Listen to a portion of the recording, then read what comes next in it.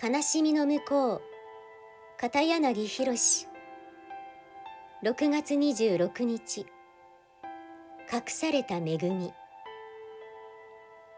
神様の恵みは、日々の生活のちょっとしたことの中に隠されています。だから、振り返ってよく思い出さないと、どれほどたくさんの恵みを受けているかわからないのです。